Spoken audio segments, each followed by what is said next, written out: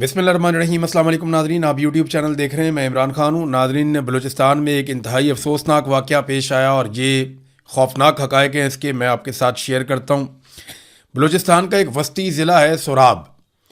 यहाँ पे एक हौलनाक वाक़या हुआ जिसके नतीजे में बड़े पैमाने पे सिविलियंस जो हैं वो जाँ बहक हो गए हैं। जो इन्फॉर्मेशन मकामी मीडिया से आ रही है या कासिम सूरी साहब ने बताई या दीगर कुछ लोगों ने जो बलूचिस्तान से जिनका ताल्लुक़ है उन्होंने बताई, उस इंफॉर्मेशन के मुताबिक पाकिस्तान फोर्सेस की जानिब से एक फ़िज़ाई हमला किया गया जिसके नतीजे में जो लोग जाँ बहक हुए उनमें 9 बच्चे, 7 ख़वातीन और 12 मर्द शामिल हैं।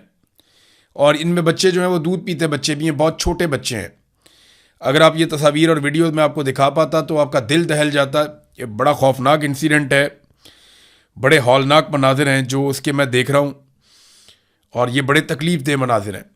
इसमें पहले हम देख लेते हैं कि मौक़िफ़ किसका क्या है और ये किया क्यों गया और ये वजह क्या बनी। देखें, इसमें जो एक स्टेटमेंट है वो तो वज़ीर आला बलूचिस्तान का है।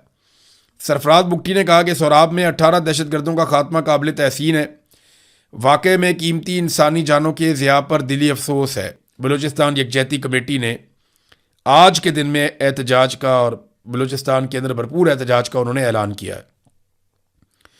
अब नाज़रीन, ये है वो अफसोसनाक ख़बर जो मैंने आपके साथ शेयर कर दी बलूचिस्तान से।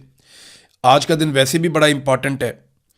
वो इसलिए अहम है आज का दिन कि इमरान खान साहब की मुलाकात के लिए आज सुहेल आफरीदी ने और पार्लियामेंटेरियंस ने सब ने जो फ़ैसला किया वो ये था कि सारे के सारे आज जाएंगे इमरान खान साहब से मुलाकात के लिए और उनसे मुलाकात की कोशिश करेंगे।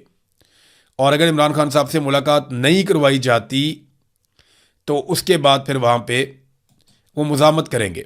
और जो ऐलान किया था वो ये किया था कि पूरे पाकिस्तान को फिर हम बंद करेंगे रात के वक्त और पाकिस्तान के हर चौक में एहतजाज किया जाएगा, हर चौक में डी चौक बनाया जाएगा। अब देखते हैं कि पाकिस्तान तहरीक इंसाफ को आज मुलाकात की इजाज़त दी जाती है या नहीं, और अगर इजाज़त दी जाती है तो जेल से क्या खबर निकलती है। अगर इजाज़त नहीं दी जाती तो क्या अपने वादे के मुताबिक पाकिस्तान तहरीक इंसाफ रात को पूरा जोर लगा के पाकिस्तान भर के अंदर एहतजाजी एक हिकमत अमली अपना सकती है। ये चीज़ें भी हमें अभी नज़र आ जाएंगी थोड़ी देर में।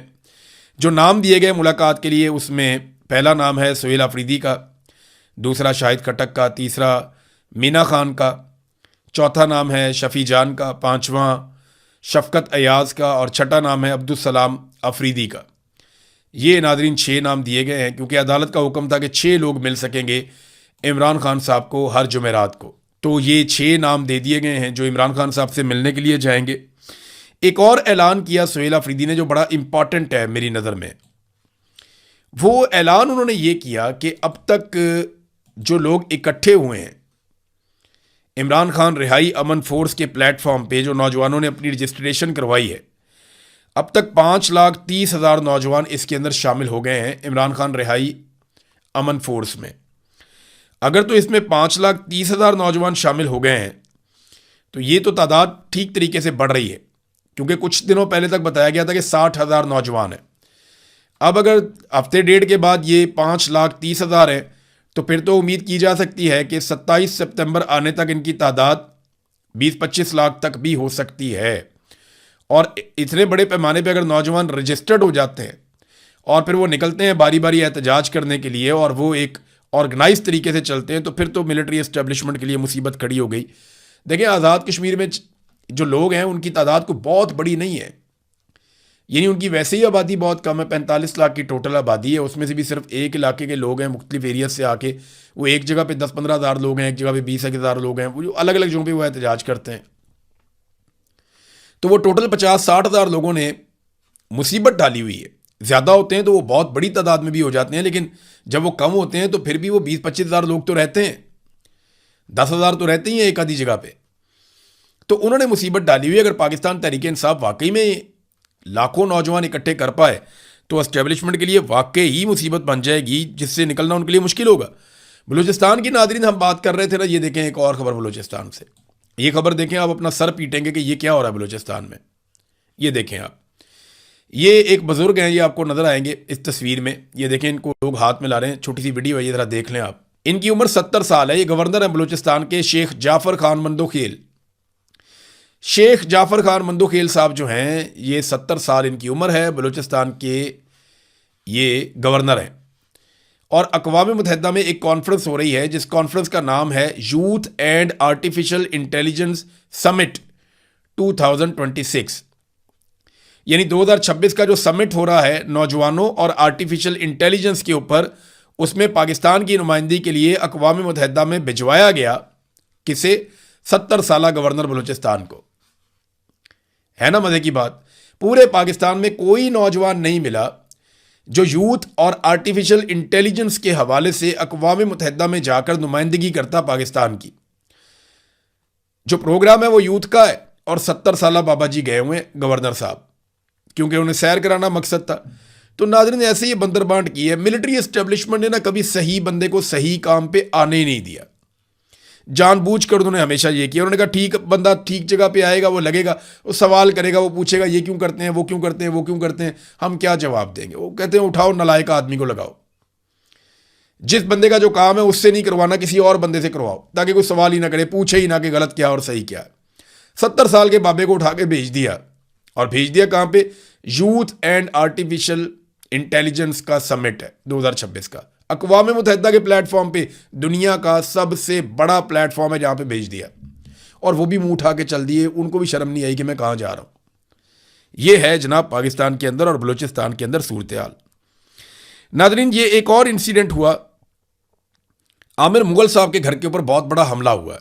आमिर मुगल जो हैं वो पाकिस्तान तहरीक इंसाफ के अहम रहनुमाओं में से एक हैं और ये बड़ी मुश्किलात में है। मैं इनके बारे में ज़ाती तौर पे बहुत सारी ऐसी चीज़ें जानता हूँ कि इन्होंने बहुत मुश्किलात देखी हैं, बहुत ज़्यादा, लेकिन ये अभी तक गिरफ्तार नहीं हुई। उनकी बड़ी कामयाबी है। इन्हें गिरफ्तार करने के लिए कई लोगों को गिरफ्तार किया गया, उनके ज़रिए से इन्हें गिरफ्तार करने की कोशिश की गई, लेकिन आमिर मुगल ने ज़िद पकड़ी हुई है कि मैंने गिरफ्तार नहीं होना, मैंने नाक में दम करके रहना। अब जब भी कभी इस्लामाबाद आने का या एहतजाज करने का कोई ऐलान होता है ना, तो सारी एजेंसियाँ लग जाती हैं इस चक्कर में कि आमिर मुगल को पकड़ लो, क्योंकि ये इस्लामाबाद का सबसे एक्टिव लोगों में से एक आदमी है। इस्लामाबाद के अंदर जब भी एहतजाज होता है, नौजवानों को मोटिवेट किया जाता है, उसमें एक बड़ा किरदार आमिर मुगल का भी होता है। बहुत सारे और लोग भी काम करते हैं, ऐसा नहीं है कि रावलपिंडी इस्लामाबाद में बाकी लोग काम नहीं करते, लेकिन आमिर मुगल का बाकायदा हर मरतबा रोल होता है और वो असर डालता है, वो फ़र्क पैदा करता है। इसलिए इनकी ख्वाहिश है कि हर हाल में, इससे पहले कि एहतजाज शुरू हो, आमिर मुगल को किसी तरह गिरफ्तार करके अंदर डाल दिया जाए, उसको न्यूट्रलाइज कर दिया जाए।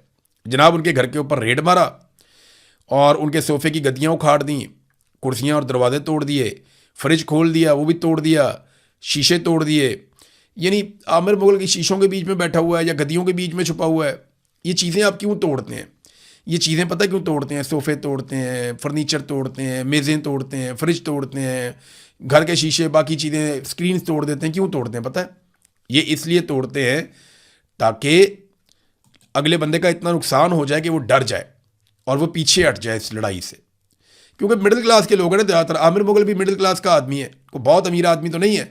तो अब ये जो नुकसान हुआ है बेचारा कैसे भरेगा, कैसे भरेगा? आम आदमी को चीज़ें बनाने में बहुत लंबा अरसा लग जाता है।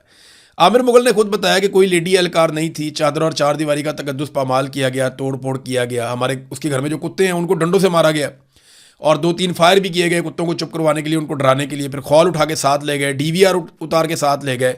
आमिर मुगल को गालियां देते रहे और कत्ल करने की फैमिली के सामने धमकियां देते रहे, संगीन नताइज की धमकियां देते रहे। मोबाइल फ़ोन भी साथ ले गए, मोटरसाइकिलें 2 घर में खड़ी थी वो भी चोरी करके साथ ले गए। तो आमिर मुगल कहता है जी मुझे तो याद भी नहीं है मेरे घर पे अब तक कितने अटैक, कितने हमले हो चुके हैं। ये है नाजरीन सूरत हाल। और ये आपको पता है ना, पंजाब में हो या इस्लामाबाद में हो, फस्तायत इसी तरह अपने उरूज के ऊपर है। उन्हें कोई फ़र्क नहीं पड़ता कि पाकिस्तानी उनके बारे में क्या सोचते हैं। नादरीन, ये मोहम्मद हुसैन के बारे में जो खबर मैंने आपको दी थी ना, वो जो नौजवान कत्ल हो गया जिसके बारे में ये इल्ज़ाम लगाया गया कि ये मुबैना तौर पे GHQ में दाखिल होकर वहाँ पे PTI का झंडा लहराना चाहता था और वहाँ पे ये कोई पिस्तौल लेकर घुस गया था और ये चाह रहा था कि ये कत्लेआम कर दे और जाके PTI का झंडा GHQ में लहरा दे। यानी इल्ज़ाम तो इसी किस्म के हैं उसके ऊपर। उसके बारे में मैंने आपको शुरू में एक बात बताई थी। सबसे पहले बहुत सारे लोग कह रहे थे कि ये कैसे हो सकता है। मैंने आपको कहा था ना कि वो ज़हनी तौर पे एक मरीज़ आदमी है, नॉर्मल नहीं है। अब ये BBC ने भी खबर दी है, उन्होंने भी तस्दीक की और आहिस्ता आहिस्ता बाकी लोग भी तस्दीक कर रहे हैं कि ना सिर्फ वो नफसियाती मर्ज़ का शिकार था बल्कि 3-4 साल से बहुत दबाव में था, बड़ी परेशानी में था और वो दवाइयाँ भी इस्तेमाल कर रहा था। उसकी दवाइयों की तफसीलात भी आ चुकी हैं। जबकि उसकी फैमिली ने कहा कि वो हर तरह का ताउन करेंगे, इस मामले की मुकम्मल तहकीकात करवाई जाए। पाकिस्तान तहरीक इंसाफ ने भी कहा कि इसकी तहकीकात करवाएं। अब नाजरीन, मईशत के ऊपर बहुत सारी खबरें हैं, यहाँ इनके साथ जुड़ती नहीं हैं, लेकिन मैं नेक्स्ट वीलॉग में आपको ज़रूर बताऊंगा कि मईशत के हवाले से आज हम कहाँ खड़े हैं और ये किसकी मेहरबानी है, और ये जो नया झटका हमें लगा बहुत बड़ा, ये झटका हमें कहाँ लेकर जाएगा। अब तक के लिए इतनी, अपना ख्याल रखिएगा, अपने इस चैनल का भी। अल्लाह हाफिज़।